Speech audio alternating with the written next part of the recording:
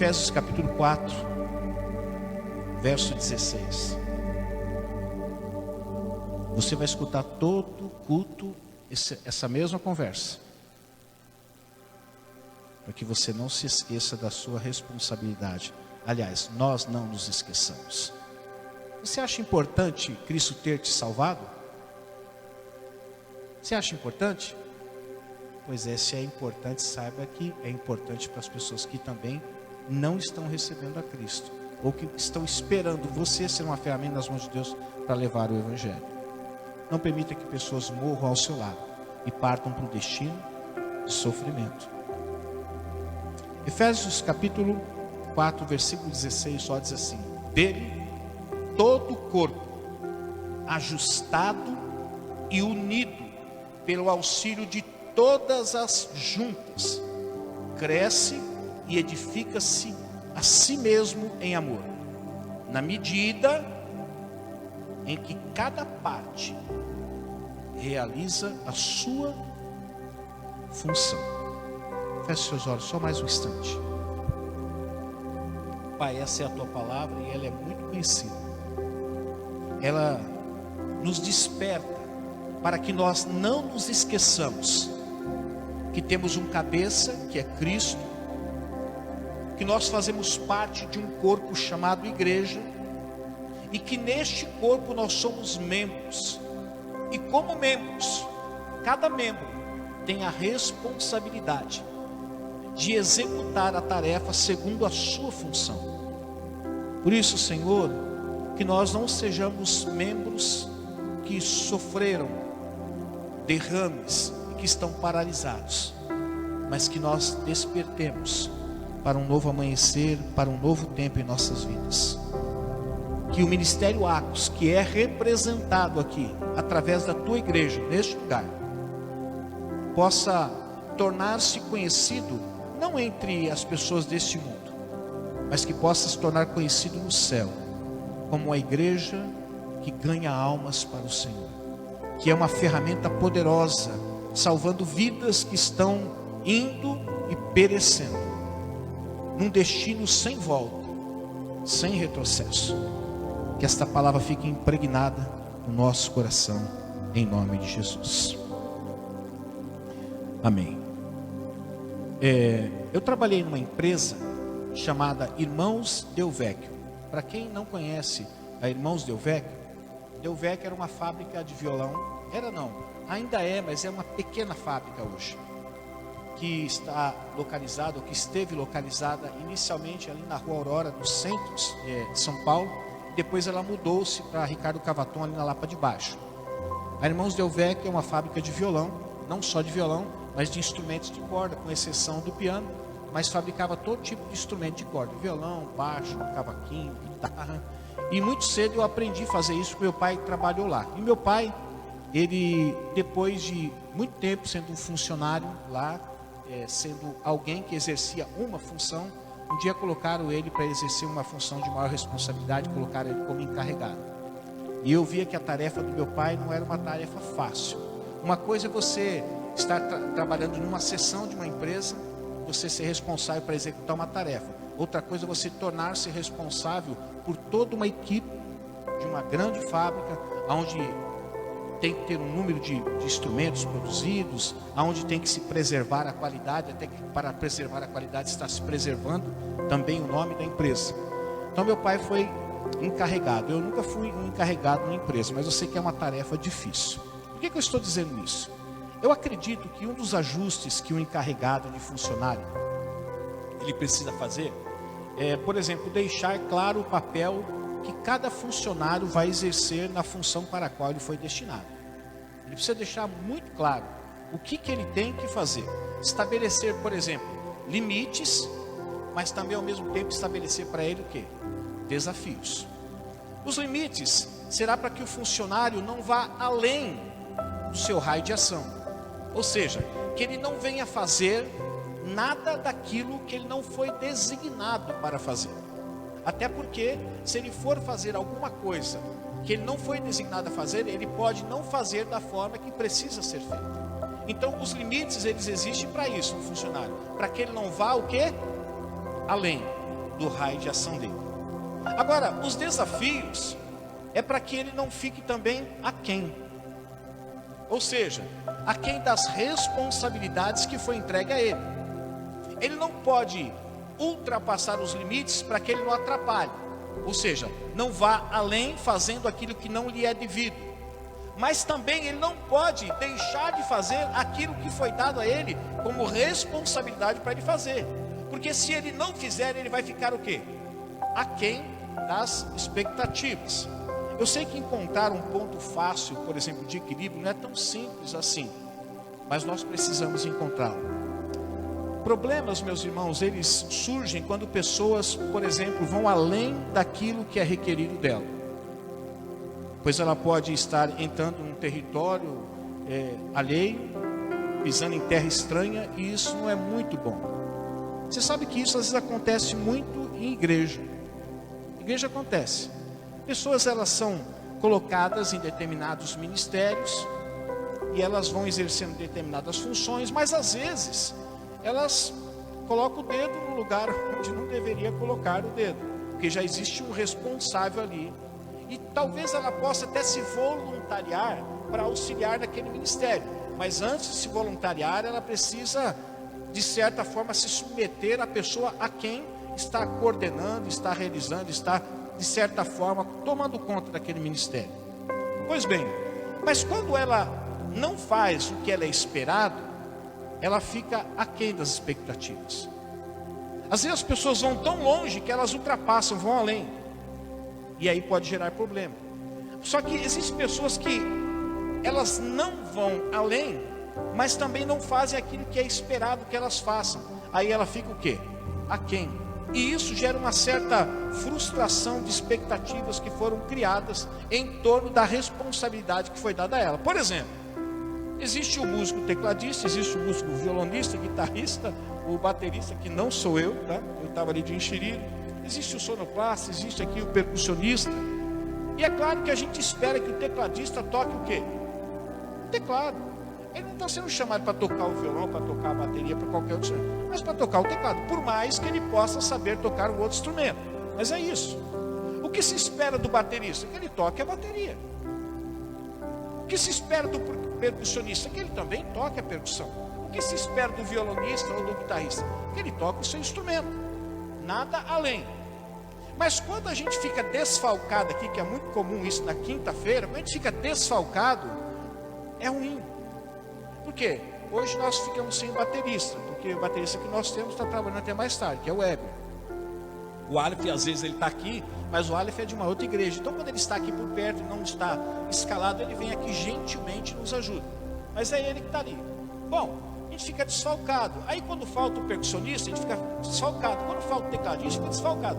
E se faltar o violonista, aí desfalcou tudo, aí bagunçou tudo. E aí acaba sobrando para quem? Só para o pastor, que não toca nada, que não faz nada, fica ali meio tampando buraco. Então, meus irmãos, você ir além é ruim porque você pode atrapalhar. Mas você também ficar aquém daquilo que foi designado a você também é ruim, porque nós criamos, as pessoas criam expectativas. E eu acredito que isso aconteça muito numa empresa, onde uma pessoa ela é contratada para trabalhar, mas ela não corresponde às expectativas criadas diante da função que foi dada para ela. O que fazem com ela? Mandam ela embora, porque ela não supriu a necessidade. Eu vejo que no cumprimento daquilo que nós chamamos de chamado, algumas pessoas estão indo além daquilo que Deus requereu delas. Deixe-me dar aqui uma opinião, tá? Não é nada vindo de Deus, é apenas uma opinião minha. Quando a gente vê programas de televisão, alguns programas de rádio, aonde a gente fica até indignado, puxa, tanta petição de dinheiro, toda hora que você vai lá, ao invés de estar ouvindo a palavra, é pedindo dinheiro, pedindo dinheiro, pedindo dinheiro. A gente sabe que um programa de televisão não é barato. Manter um programa de rádio não é barato, gente. Não é coisa de R$2.000, R$10.000, R$20.000, é coisa cara. Só o que acontece? Deus quer que nós preguemos o Evangelho? Sim, Deus quer que nós preguemos o Evangelho. Os meios que nós vamos usar, Deus quer, é relativo. Pode ser que Deus queira, Como pode ser que Deus não requereu nada dessas pessoas? E aí que vem a minha opinião.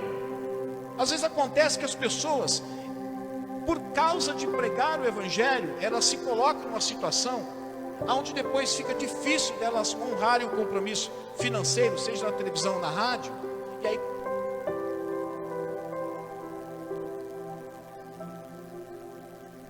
nunca. E a gente fica indignado. E a justificativa é sempre a mesma. Mas é para pregar o evangelho, eu sei. Mas será que Deus queria que fizesse dessa forma?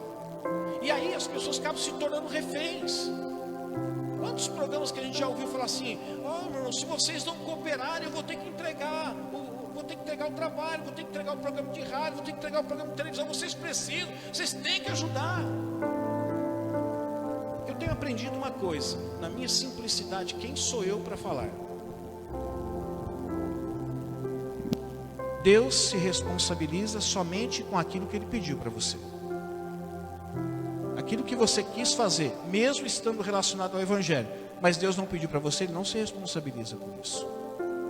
E a razão, às vezes, pela qual virou essa petição de dinheiro exagerada, não que não deva pedir, porque é caro, mas exagerada, é porque as pessoas se tornaram reféns de uma estratégia que elas criaram, e que é para o reino, mas que Deus não requereu isso dela. Então elas estão indo o quê? Além. Em contrapartida, outras estão ficando muito aquém daquilo que Deus requer delas. Elas não estão fazendo nem aquilo que Deus espera que elas façam. Elas estão fazendo o quê? Menos.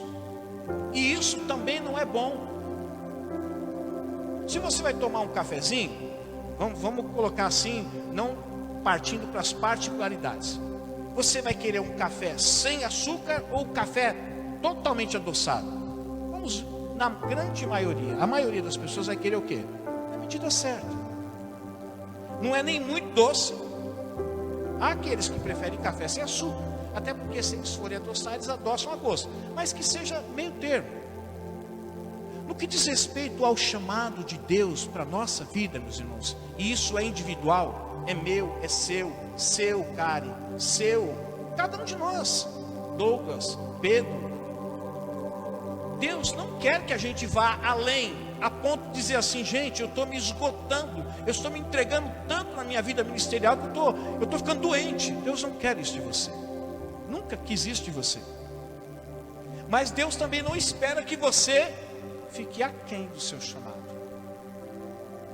que você não faça nem aquilo que Ele deu e te capacitou para fazer.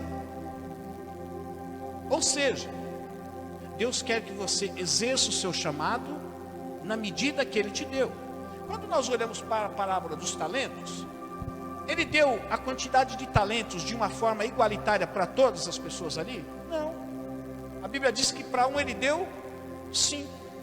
Para outro, por questões, a Bíblia diz, olha, que Ele deu 5, segundo a capacidade que ele tinha.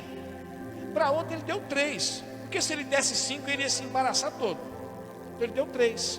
Para outro Ele deu o quê? 1. Agora o que Ele espera quando Ele entrega isso a você? Que você pelo menos use aquilo que Ele te deu.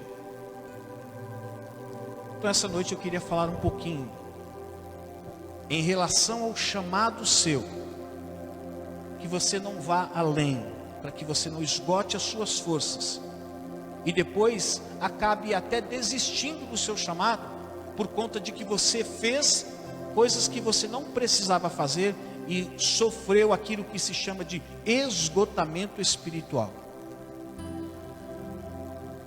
Existe uma história de um certo inseto chamado besouro d'água. Uma certa pessoa estava numa lagoa, a água estava tranquila, e no meio da lagoa tinha uma rocha, e ele observou uma rã, estava lá parada. Só que ele percebeu que 2 horas que ele voltou, a rã estava no mesmo lugar, mas não estava do mesmo tamanho. No outro dia, ele voltou, a rã estava no mesmo lugar, estava ficando cada vez menor a rã. Ele se indignou com isso e falou assim: eu vou pegar o barco, vou atravessar, vou chegar até aquela rocha e vou ver o que está acontecendo. Quando chegou lá, ele encontrou a rã apenas pele e osso. Ela tinha definhado de um dia para o outro. Ele não soube a razão pela qual a rã aconteceu aquilo com a rã. Uma doença, mas como é que se deteriora de um dia para o outro?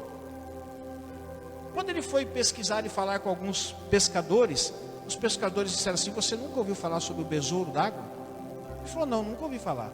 O besouro d'água, ele é um besouro que fica na água, e que quando ele crava as suas presas numa rã, ele vai sugando toda a energia da rã, ele vai sugando tudo aquilo que existe dentro da rã, até o ponto de secar a rã. Só que quando ele introduz as suas presas, é como se ele injetasse dentro da rã uma espécie de um veneno, mas que não mata ela, mas que paralisa ela. Enquanto isso, ele vai sugando tudo aquilo que tem na rã, ao ponto dela se deteriorar completamente. Deus não espera que você seja essa rã e que seja sugada por esse bezerro, e depois diz assim: olha, eu me encontro aqui no hospital, eu estou assim porque eu estou trabalhando na obra de Deus de tal forma que eu fiquei até doente. Não, Deus não quer que você trabalhe na sua obra ou exerça o seu chamado a ponto de você ficar doente, até porque doente você não vai servir para nada. Ah, pastor, talvez lá no hospital eu prego o evangelho. É verdade. Se for esse o seu caso, então fique doente. Eu espero que isso não aconteça comigo. Mas também Deus não espera que você fique o quê? Aquém. E é isso que é muito difícil na nossa vida. Nós percebermos se nós estamos exercendo o nosso chamado, além, se estamos aquém ou se estamos no ponto. Esse dia eu fui na casa de um pastor, ele fez um churrasco e falou assim: pastor, como é que você gosta da carne? Eu falei: meu amigo, eu gosto ao ponto. Eu não gosto nem torrado e não gosto que a gente fica descendo aquela, parece que é sangue. Não gosto, eu gosto ao ponto. É isso que o Senhor espera de você, que você exerça o seu chamado ao ponto. Nada que roube as suas energias a ponto de você pensar até em desistir do chamado, mas nada que te torne um preguiçoso também, e que você fique aquém daquilo que o Senhor falou. O que na parábola dos talentos, aquele homem que deixou talentos na mão daqueles homens, o que ele esperava daquele homem que ele deixou um talento? Que ele cuidasse pelo menos daquele talento, mas que ele fizesse alguma coisa com aquilo que ele deu. O quem ele deu 3, ele fez mais 3. A quem ele deu 5, ele fez mais 5. Mas a quem deu 1, eu quero que essa noite você preste bastante atenção, porque eu tenho visto algumas pessoas sofrendo, se desdobrando, quase que se matando no exercício do seu chamado, por conta de pessoas que ficam sempre aquém. Ela precisa fazer o dela e daqueles que estão sempre fazendo, mas fazendo pouco e não fazendo o que deveria estar fazendo. E quando eu digo dever fazer, é dever fazer para o Senhor, não é para o pastor nem para a igreja. Até porque para você exercer o seu chamado, você não precisa estar aqui, você pode estar numa outra igreja, mas você precisa exercer o seu chamado, ou aqui ou em qualquer igreja que você for, você precisa exercer o seu chamado. Então eu queria falar um pouquinho sobre você não ir além e nem ficar aquém do seu chamado. Primeiro, não vá além e nem fique aquém do seu chamado. Faça da vida um meio. Se eu perguntar assim, por que Deus deu uma vida para cada um? Só não pode responder aquela resposta que está no para-choque da maioria das Kombis, pelo menos antigamente tinha. Deus deu uma vida para cada um, para que cada um cuide da sua. Uma resposta agressiva, né? Quando eu digo para você não ir além, nem ficar aquém do seu chamado, faça da sua vida um meio, é porque a partir do momento que você nasceu de novo, o apóstolo Paulo disse assim: olha, eu não vivo mais, mas é Cristo que está vivendo em mim. E a vida que agora eu vivo neste corpo, eu vivo pela fé, na direção de Deus. A vida não se tornou para nós que nascemos de novo um fim. Eu quero aproveitar a vida. Aliás, é uma frase que está sempre ligada à vida. Eu quero aproveitar a vida. E eu não estou dizendo que você tem que viver nesse mundo e você não possa aproveitar a sua vida dentro dos parâmetros estabelecidos por Deus. Você pode, mas você não pode fazer dessa vida um fim. Deus me deu uma vida para eu aproveitar a vida. Não, você que nasceu de novo, Deus te deu uma vida para que você faça da vida um meio, para que você cumpra o seu chamado. Pastor, mas será que é isso mesmo? Bom, para que a minha palavra não tenha tanto, talvez a minha palavra não tenha tanto crédito assim, vamos ouvir o que a palavra do Senhor diz para a gente? Atos capítulo 20, versículo 24 diz assim: todavia, não me importo, nem considero a minha vida de valor algum para mim mesmo, se tão somente eu puder terminar a corrida e completar o ministério que o Senhor Jesus me confiou, de testemunhar do Evangelho da graça de Deus. Nós conhecemos o apóstolo Paulo, que antes era conhecido como Saulo, perseguidor da igreja, e que provavelmente ele tinha a sua filosofia de vida. E talvez dentro da filosofia de vida que ele tinha, ele poderia dizer assim: eu estou aqui nessa vida, vou fazer o que eu acho que tem que fazer e vou aproveitar a vida. Mas quando ele tem um encontro com o Senhor Jesus, a referência agora daquilo que é a vida e para que serve a vida muda para Paulo. Ele chega à conclusão que a vida dele, para ele, agora não tem mais valor algum para ele mesmo, porque a vida se tornou para o apóstolo Paulo apenas um meio, para que ele possa alcançar um fim, mas o fim qual que é? Pregar o Evangelho a toda criatura. Então ele faz uso do presente de Deus, que é a vida dele. Ele usa agora a vida, não apenas como um elemento, para que ele possa viver tudo de bom que existe aqui na face da terra, e que se sobrar um tempo, ele vai dedicar esse tempo que ele pode usar em sua vida para a obra do Senhor. Não, ele diz ao contrário: não considero a minha vida de valor algum para mim mesmo. Ele está dizendo assim: essa vida que eu tenho não é importante para que eu possa buscar proveito para mim mesmo. Essa vida tornou-se importante para mim, para que eu possa terminar e completar o ministério que o Senhor Jesus Cristo me deu. Aliás, a vida que eu tenho agora é apenas um meio para que eu possa cumprir aquilo que Deus me designou para cumprir. E o que eu tenho visto nos dias de hoje, meus irmãos, é que as pessoas estão muito mais inclinadas a aproveitar a vida enquanto elas têm vida, do que usar a vida enquanto elas têm vida para pregar o Evangelho.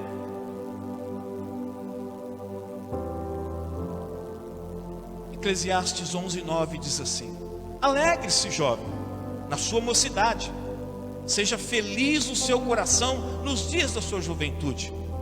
Siga por onde o seu coração andar, até onde a sua vista alcançar. Mas saiba que por todas essas coisas, Deus o trará julgamento.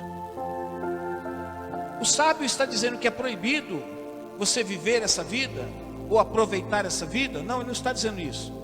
Só que ele está dizendo: saiba como você vai aproveitar essa vida. Que tudo aquilo que você fizer na tentativa de aproveitar a vida enquanto você está vivo, você um dia terá que prestar contas a Deus.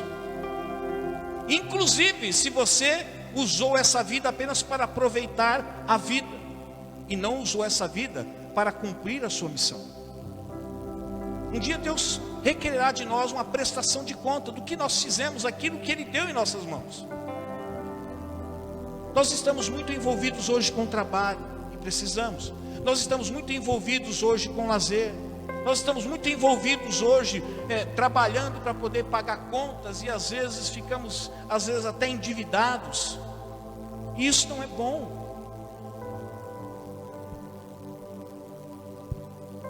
Apóstolo Paulo, se ele resistisse ao chamado de Deus, ele ficaria quem? Se ele fosse além, ele também poderia sofrer. Mas ele disse o seguinte: olha, eu quero, enquanto eu viver, eu quero fazer uso dessa vida de uma forma diferenciada, diferente da forma que eu usava quando eu ainda não tinha tido encontro com Cristo. E a minha pergunta para mim e para você hoje é: de que forma você tem usado a sua vida? Você tem ido além do seu chamado ou ficado aquém? Você tem trabalhado tanto naquilo que Deus te chamou, que está te esgotando? Pare. Ou você está ficando aquém? Então levante e ande. Mas faça da vida um meio e não um fim em si próprio. Deus me colocou nesse mundo para que eu viva a minha vida e aproveite tudo que eu tenho que aproveitar aqui. Não, isso poderia ser um formato antes de você ter um encontro com Cristo. Depois de você ter um encontro com Cristo, as palavras do apóstolo Paulo precisam ser inseridas, estar intrínsecas dentro de nós. Não vivo mais eu, mas é Cristo que vive em mim. E a vida que agora eu vivo pela fé, na direção de Deus. Olha o que diz Lucas 1,38. Respondeu Maria: sou serva do Senhor, que aconteça comigo conforme a tua palavra. Todo mundo sabe aqui que Maria foi visitada pelo anjo, dizendo que ela ficaria grávida, mas não seria de José. A gravidez de Maria seria uma gravidez sobrenatural, porque quem geraria o filho dentro de Maria não seria José, mas seria Deus. Por isso que ele é chamado do filho o quê? Unigênito de Deus, o único filho gerado por Deus. E foi o primogênito. Quando ela ouve essa mensagem, entenda o que eu vou dizer. Ela poderia dizer assim: poxa, mas eu tinha um sonho de me casar com José, assim como aconteceu posteriormente, mas eu me preservei pura num dia especial. Isso, entenda o que eu vou dizer. Não tinha cesárea naquela época, nunca aconteceu com Maria, porque ela ficou grávida, virgem. E Jesus nasceu e ela perdeu a virgindade. Se era o sonho de Maria, estou aqui conjecturando, tá? Se era o sonho de Maria de perder a pureza, mas com o homem que ela escolheu para viver a vida toda, ela nunca pôde viver isso. Ela ficou grávida, virgem, e quando nasceu, obviamente ela perdeu a virgindade. A fala de Maria foi a seguinte: eu entendi, que aconteça comigo conforme a tua palavra. Esse é o meu chamado, essa é a minha missão. Então, eis-me aqui, eu sou tua serva. Eu quero que cumpra a tua vontade em mim e não a minha vontade. Eu quero perguntar para você: quanto ao seu chamado, você está disposto que Deus cumpra a vontade dele? Ou você ainda está cumprindo a tua vontade?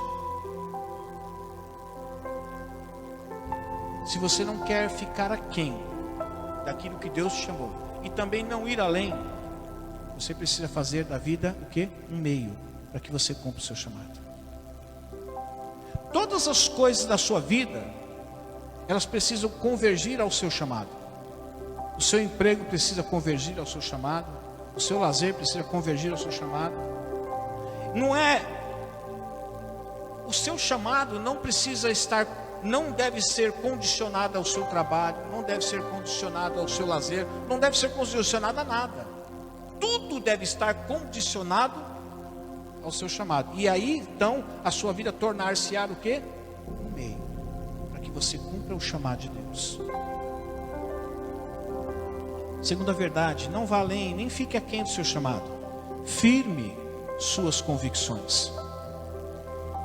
Quero usar aqui um exemplo de um personagem muito conhecido na Bíblia, José. José, todo mundo sabe a história dele.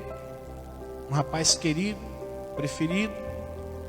Tinha outros irmãos, mas por alguma razão Deus deu a promessa a José. E estabelecendo a promessa a José, nós também conhecemos a trajetória de vida de José. Que ele foi vendido pelos seus irmãos, foi levado até o Egito. De lá ele foi feito escravo. Depois, por causa de uma conspiração, ele foi levado preso. E depois de um tempo, José foi liberto e foi feito governador do Egito. É interessante que na trajetória de José, que não foi um tempo pequeno, foi um tempo consideravelmente grande, ele poderia ter se perdido e poderia ter jogado aquela revelação que veio através de um sonho fora. porque tudo mostrava para ele que tudo aquilo que ele havia visto em sonho estava caminhando em sentido oposto. Mas José preferiu acreditar que aquilo que ele sonhou não era apenas um sonho, mas era uma revelação de Deus, e que de uma forma ou de outra Deus iria cumprir aquilo. Só que ele precisava estar o quê? Convicto. Gênesis capítulo 45, verso 8 diz assim: assim, não foram vocês que me mandaram para cá. Como não?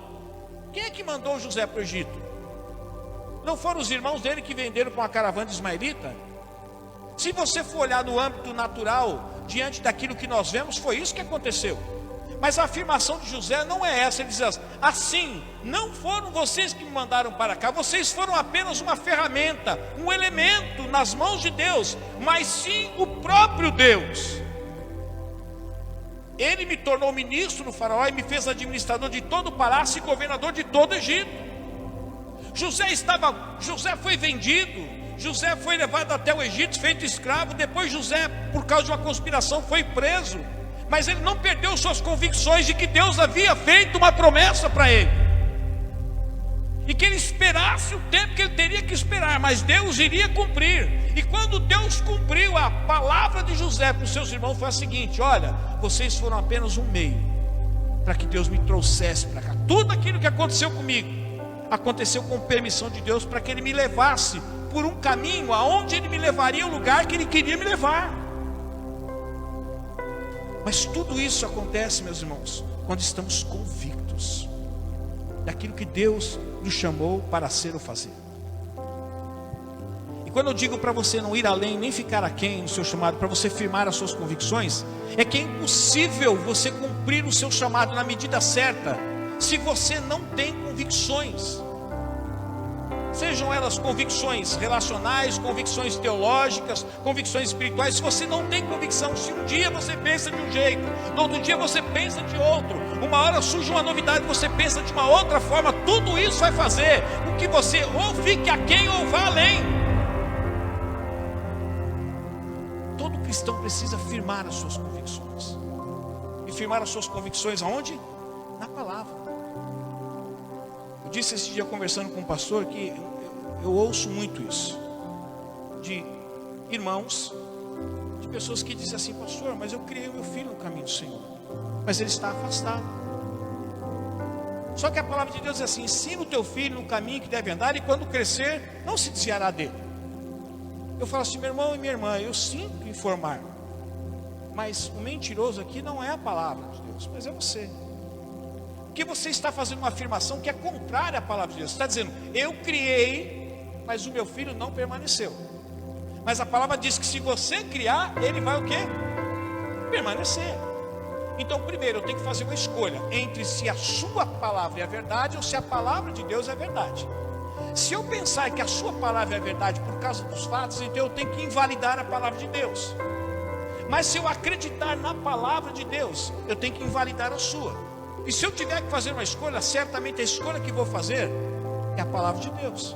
Em algum momento erramos na caminhada, em algum momento faltou alguma coisa, em algum momento nós falhamos, porque a palavra de Deus não falha. Diz, ele tem uma ordem e tem uma promessa. Qual é a ordem? Crie o seu filho no caminho do Senhor. Essa é a ordem. Que os princípios da palavra de Deus rejam a vida dele, a vida dela. Que os valores eternos rejam a vida do seu filho.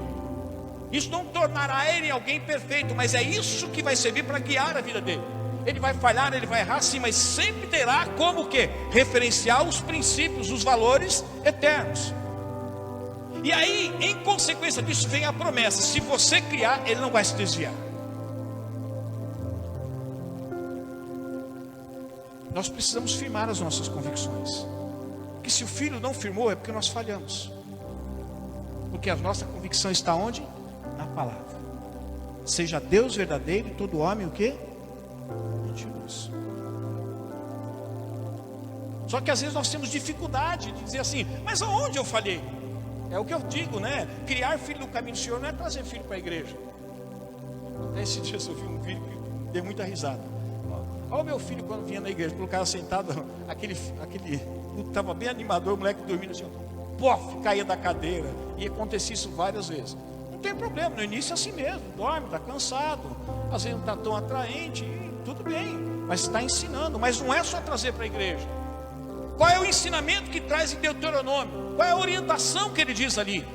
Olha, ensina o teu filho quando ele acordar, quando você estiver sentado à mesa, quando for dormir, quando levantar, quando estiver andando pela rua, todo momento, ensina o teu filho a todo momento. Não é trazer para a igreja, na igreja ouça a palavra e deixa o filho correr solto.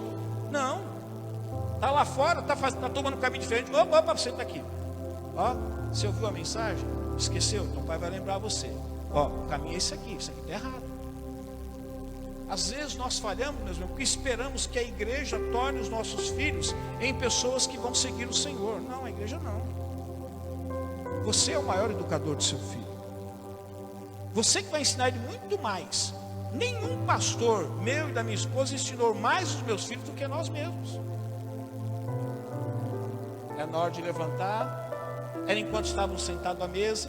O pastor já citou aqui um exemplo aqui, que às vezes eles eram pequenos, sentavam à mesa, eles começavam a discutir, por uma razão ou por outra começavam a discutir.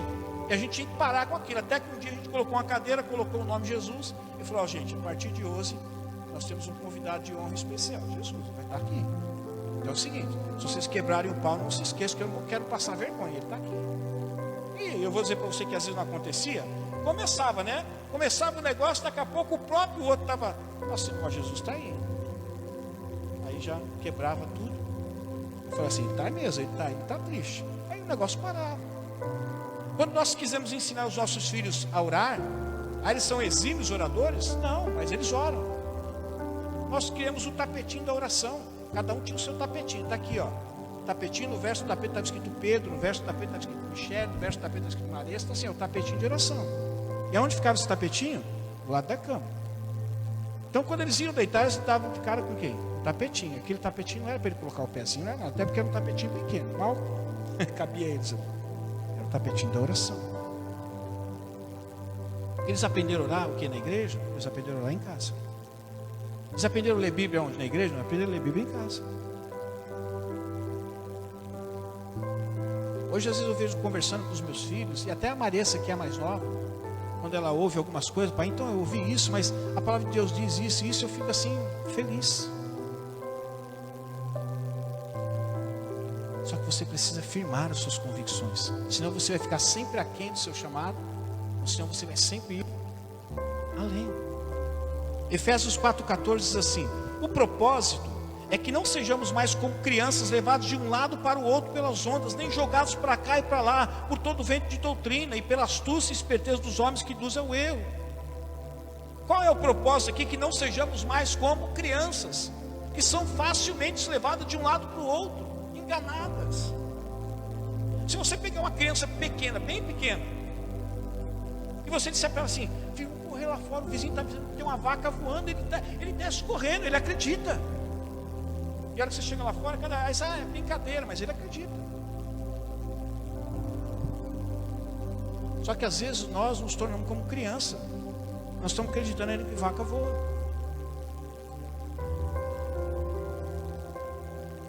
Primeiro Timóteo 4,16 diz assim, atente bem para a sua própria vida, Paulo falando a Timóteo, e para a doutrina, perseverando nesses.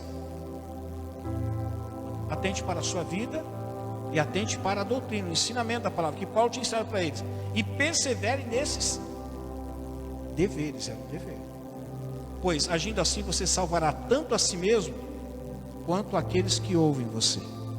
Olha só que interessante, ele está chamando a pessoa para a responsabilidade de viver, olhar para a vida e viver uma vida em compatibilidade com o Evangelho. E ele diz também, olha, com o ensino que eu dei para você, porque você vai garantir que você vai permanecer no caminho, portanto será salvo. Bem como também, aquilo que você ensinar para outras pessoas vai dar a garantia que se elas permanecerem, elas também serão salvas. Eu quero perguntar para você, como é que estão as suas convicções? O que você crê hoje, você está crendo amanhã? Ou não está crendo mais? Ou deixou de crer? Você nunca vai conseguir cumprir o seu chamado no ponto. Ou você vai ficar aquém, ou você irá além. Enquanto você não firmar as suas convicções, e sempre elas têm que ser firmadas na palavra. Terceira verdade, a bateria está acabando. Não vá além e nem fique aquém do seu chamado. Abandone o seu ninho. E aqui eu quero usar um personagem muito conhecido por nós também, Moisés. Êxodo 2,15 diz assim: quando o faraó soube disso, procurou matar Moisés, mas esse fugiu e foi morar na terra de Midian. Ali assentou-se à beira de um poço. Nós conhecemos a história de Moisés. Uma vez ele entrou em conflito, porque ele viu uma briga, e ao separar essa briga, ele acabou tirando a vida de um egípcio. Deduraram ele, o faraó ficou sabendo, mas ele poderia ter explicado: olha, eles estavam brigando, eu quis separar, eu fui obrigado a fazer uso da força coercitiva, de violência, não teve jeito. Mas não, ele foi embora. E nesse ir embora, Moisés estava abandonando o lugar de conforto, saindo do ninho. Irmão, se você quer cumprir o seu chamado, para que você não fique nem aquém, nem vá além, você tem que sair desse lugar de segurança. E o lugar de segurança, nada melhor para exemplificar do que um ninho. Conta essa história que a águia, quando tem os seus filhotes no ninho, há um tempo em que ela observa que os filhotes estão tão acostumados a ficar no ninho e a receber comida, que eles não vão sair dali tão cedo. Então o que a águia começa a fazer? Ela começa a trazer, juntamente com a comida, ela começa a trazer alguns gravetos. E esses gravetos ela começa a introduzir no ninho de tal forma que vai deixando as águiazinhas meio incomodadas. Não é mais aquele colchãozão gostoso. Toda vez que vai deitar, dá uma espetada aqui, dá uma espetada ali, e eles vão ficando incomodados. E ela já vai sinalizando para eles: olha, está na hora de sair do ninho. O ninho é bom, é gostoso, recebe alimento na boca, tudo bonzinho. Mas é o seguinte, você tem que sair para a vida, não pode ficar mais aí dentro. E segundo os pesquisadores, quando alguns filhotes insistem em ficar no ninho, então a mamãe águia vai lá, pega o filhote e ela voa muito alto. E quando ela chega numa altura, ela solta o filhote. E o filhote começa a bater asa desesperado, batendo asa. Quando ela percebe que ele vai espatifar no chão, ela passa, agarra o filhote, sabe o que ela faz? Leva para o ninho? Não, ela sobe outra vez. Chega lá em cima, ela solta o filhote outra vez. E ela vai fazendo isso até que o filhote aprenda a voar com as suas próprias asas. Se você quer cumprir o seu chamado para que você não fique nem aquém e nem vá além, você tem que abandonar o ninho, você tem que sair da sombra. Moisés teve que morrer para que Josué aparecesse. A Bíblia diz que Josué era o que de Moisés? Um auxiliar. Mas uma hora Moisés morreu. E uma hora Josué teve que o quê? Colocar em prática tudo aquilo que ele aprendeu com Moisés. Lucas 14:26 diz assim: se alguém vem a mim e ama o seu pai, sua mãe, sua mulher, seus filhos, seus irmãos, suas irmãs e até a sua própria vida mais do que a mim, aí não pode ser meu discípulo.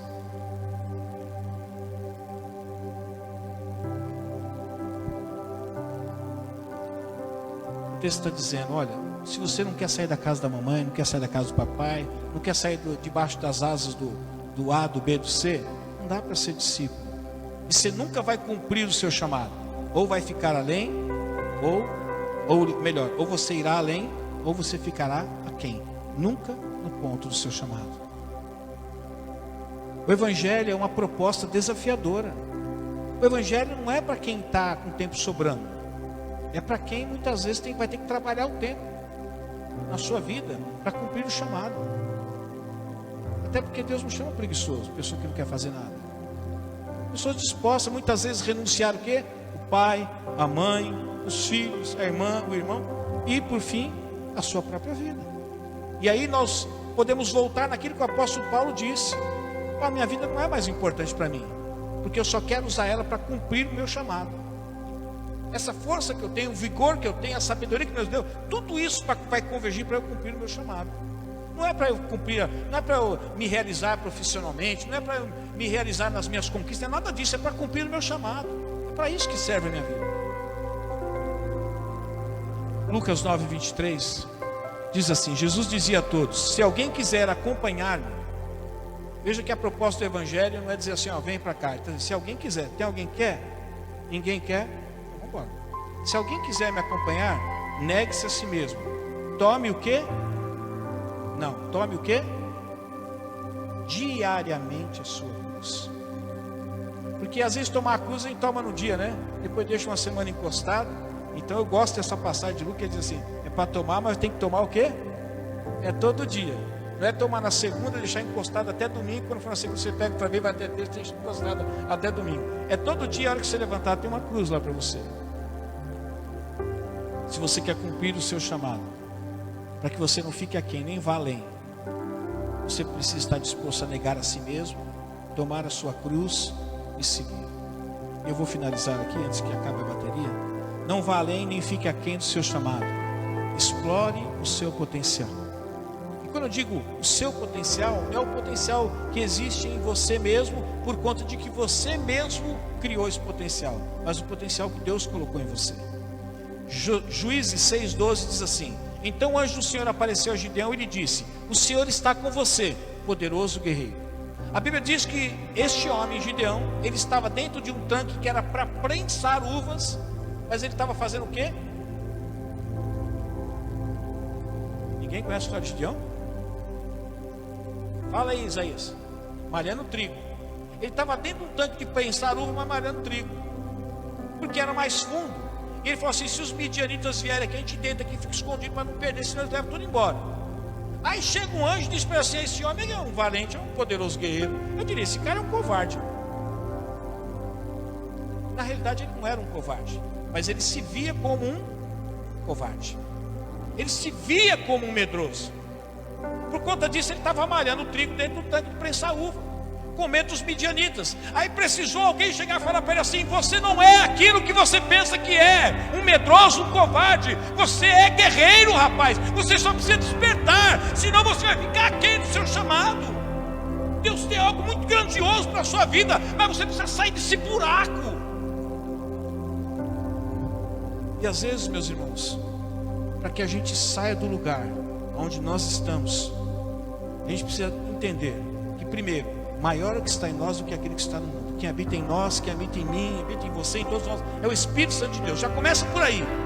Esse Espírito Santo já traz com ele os dons que Deus entendeu que é para entregar para você. Então ele vai, de certa forma, ele vai falar para você do seu chamado, mas vai te dar todas as ferramentas necessárias para que você cumpra esse chamado. Mas ele te dá essas ferramentas em forma de semente. Você vai ter que explorar, você vai ter que cultivar, você vai ter que cuidar. Quantas pessoas estão ficando aquém do seu chamado? Não porque o Espírito Santo ela tem, não porque Deus não deu a ela habilidades, não deu a ela dons, talentos. É porque ela está fazendo como aquele rapaz lá da parábola dos talentos. Sabe o que é? Eu fiquei com medo. Eu cavei um buraco, escondi lá, esperei o senhor voltar. Se eu voltar, está aqui de volta.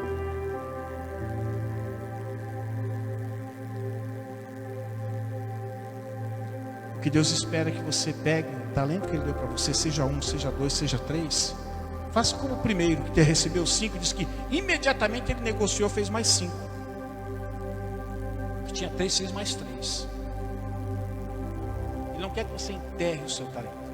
Daí vem essa fala muito comum dentro do nosso meio, né? Está enterrando o talento, irmão? Eu recebi só um. Pois é. Só que é o seguinte, você não sabe o potencial desse um, você precisa explorar. Efésios 4:8 diz assim: por isso é que foi dito, quando ele subiu em triunfo às alturas, levou cativo muitos prisioneiros e deu dons aos homens. Sabe, filho, você entregou sua vida a Cristo, não entregou sua vida a Cristo? Vai passar pelo batismo, vai passar pelo batismo? Pois é, Deus já está entregando para você dons. Ele espera que você faça alguma coisa com isso. Assim como cada um de nós, Ele espera que aquilo que Ele deu para você, você não cave um buraco em terra. E que também não você fique desesperado, entendendo, eu tenho 3, mas eu tenho que fazer 5. Não. Faça 3. Não precisa fazer 5, não precisa ir além. Mas também não pode pegar os 3 e enterrar. Eu termino essa mensagem com Mateus 25:16, que diz assim: o que havia recebido 5 talentos, saiu imediatamente, aplicou-os e ganhou mais 5. Eu às vezes olho a história, a jornada de algumas pessoas na igreja, não aqui na igreja, mas na igreja como um todo, e às vezes a gente vai ficando admirado, né? que acontece com a vida das pessoas à medida que elas vão entendendo que elas têm um chamado e querem cumprir esse chamado, para que elas não fiquem aquém e também não vá além. Você vai encontrar pastores. Ontem mesmo eu conversava com um pastor anteontem, e ele falou da história dele, que um dia um amigo insistiu tanto com ele para ir para a igreja, que ele falou assim: eu vou, porque senão ele vai encontrar comigo outra vez, vai falar que eu não fui, eu vou só para dizer que eu fui na igreja. Ele foi, sentou. Na hora que ele sentou, o amigo viu, estava lá com a guitarrinha na frente, já fez assim para ele, cumprimentou, gostava do amigo. Naquele dia ele teve um encontro com Cristo. Hoje ele é pastor de uma igreja. E é interessante que esse amigo que levou ele para a igreja, sabe quem ganhou esse amigo para Jesus? A mãe dele. Não a mãe do amigo, a mãe do rapaz, do pastor. A mãe do pastor, que não era pastor, ganhou esse amigo. Esse amigo foi lá e ganhou o filho da irmã, que hoje é pastor, e os dois hoje são pastores. Inclusive esse irmão que ganhou esse pastor, que é pastor presidente da igreja, hoje é pastor de uma igreja na mesma denominação. Eu falei: poxa, é ele. Eu falei: mas que história linda. E disse que os dois eram terríveis. Aí Deus primeiro transformou um, para depois transformar o outro.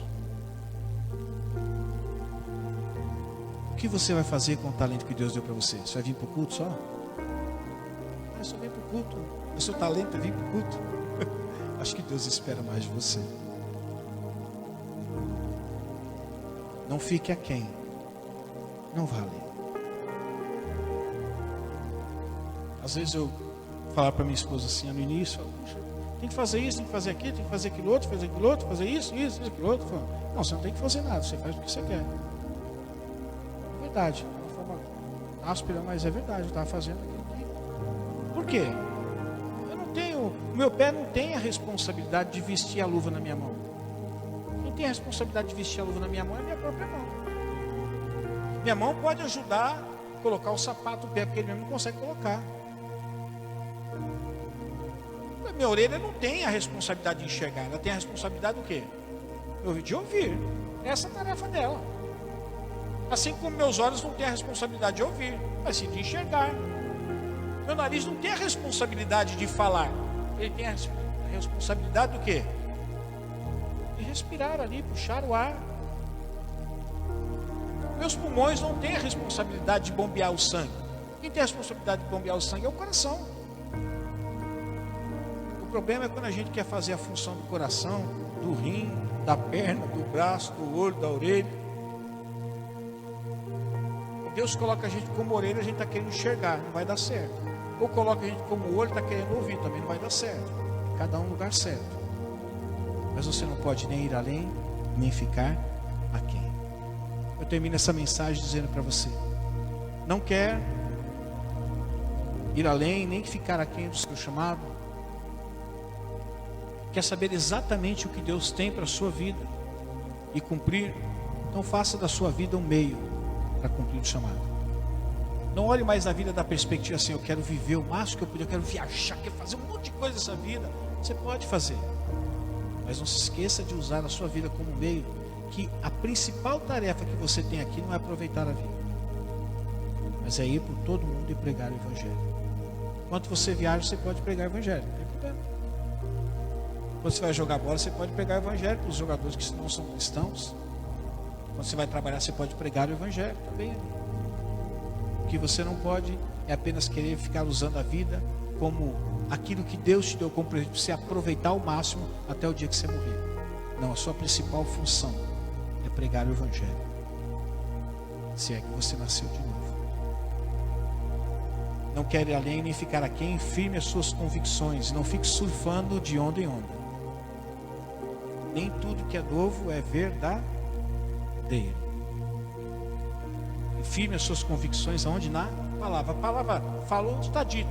Mesmo que você tenha comprovação científica do contato da palavra, escolha sempre o quê? A palavra. Abandone o seu ninho e entregue-se ao plano de Deus. Está gostoso aí, do jeito que você está levando sua vida, conduzindo sua vida? Tá, mas não está para Deus. Você tem que sair dessa zona de conforto, desse ninho você está bem cuidado aí, alimentado. Está na hora de você sair e começar a levar alimento para os novos filhos que virão. Um dia você foi filhinho, agora você já é mamãe ou já é papai. Então agora você tem que cuidar dos filhinhos que estão vindo através da sua vida. Há tempo para todas as coisas, meus irmãos. Há tempo em que você cuida de uma criança. Está aqui o filho dos meus sobrinhos. Cadê o Noah? Está ali dentro, né? Vai ter que ser cuidado por um bom tempo. Mas você pode ter certeza, quando ele tiver com, vamos imaginar aí, 5 anos, talvez menos, ele fala assim: mamãe, dá comidinha na boca. O ideal é que você diga assim: não, filho, você já tem bracinho, né? Já sabe sentar, agora come sozinho. O tempo que eu tinha que dar comidinha na boca já foi. Agora dei mamar, dei água, dei banho, dei comida. Agora você tem que fazer isso sozinho. E na vida espiritual também Deus espera isso. Um dia você nasceu, todo mundo está cuidando de você, cuidando, para que você, a hora que você crescer, agora chega. Ah, não vai continuar dando mamar para mim? Não, agora acabou o mamar, meu amigo. Agora você vai ter que dar mamar para alguém. Agora você vai ter que comer arroz e feijão. E às vezes aquele feijão duro, terceiro, aquele arroz pipocado, mas vai engolir e ainda vai sorrir. Abandone o seu ninho, explore ao máximo o potencial que Deus colocou em você. Eu sei que existe um potencial enorme dentro de você. Eu não estou trazendo uma palavra motivadora, não é isso. Existe, porque primeiro, dentro de você, eu já disse, existe o Espírito Santo. Isso é uma bomba dentro de você. E juntamente com ele tem os dons que Deus deu aos homens, e que ele quer usar você. Você só precisa cumprir o seu chamado. E uma das coisas que você e eu precisamos fazer é ir por todo mundo e pregar o Evangelho. Que 2022 nós possamos terminar aqui dizendo assim: não cabe mais a gente aqui. Talvez temos que ampliar para um novo lugar. Sabe por quê? O culpado vai ser você. Você trouxe uma vida, eu trouxe uma vida, você trouxe uma vida, outro trouxe uma vida. E se nós estamos aqui hoje, vamos imaginar aqui 45, 50 pessoas, se cada um trouxer, vai para 100, é o que cabe aqui. Aí nós teremos que ir para outro lugar. Deus não está querendo que você vá além, traga 100 pessoas, mas também não quer que você fique aqui, não trazendo ninguém. Você nasceu para dar frutos. Vamos ficar em pé?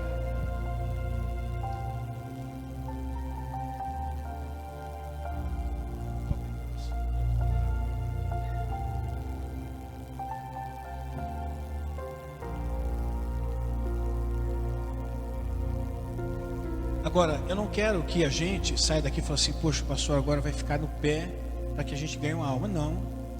Já existe algo maior sobre você. A ordem de Deus. Ide por todo mundo pregar o Evangelho. Se isso não despertar em você a responsabilidade, não vai ser um desafio que vai despertar. Não, pastor, mas meus vizinhos são assim, assim, assado. Meu irmão, tem gente nesse mundo aí. Tem gente nesse mundo perdido. E que você pode levar a mensagem da salvação. Cumpra o seu chamado.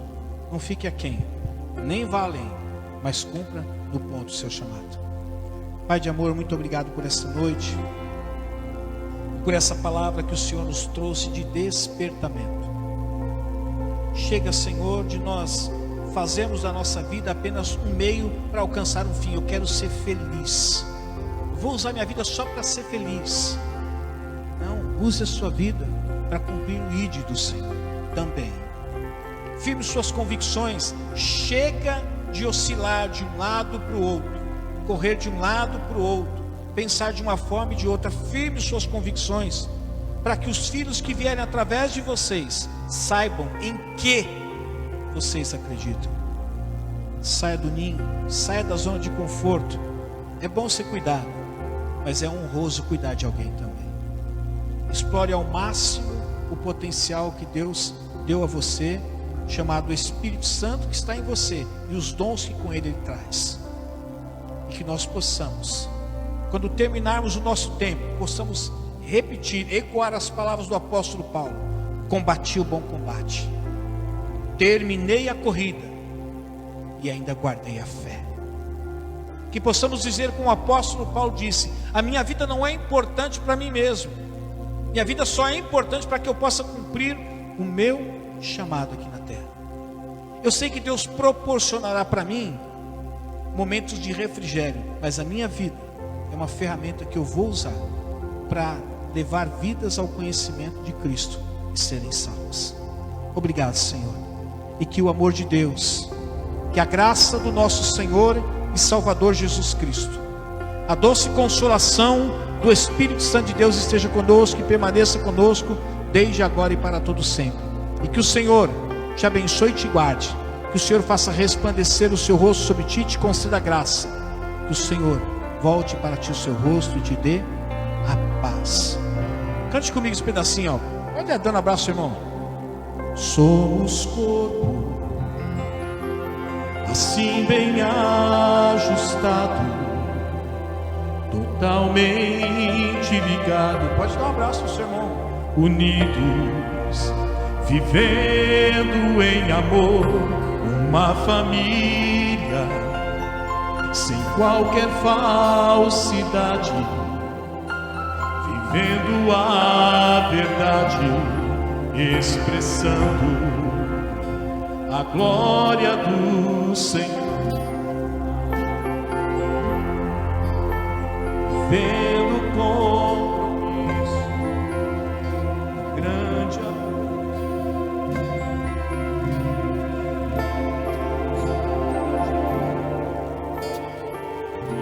Irmãs, eu preciso de vocês. Precioso és para mim, irmão, eu preciso de ti. Querido irmão, precioso és para mim. Bora bem na bolota nos olhos. Querido, diga querido irmão, querida irmã. Deus abençoe, tenha uma ótima semana em Cristo Jesus. Vão na paz de Cristo.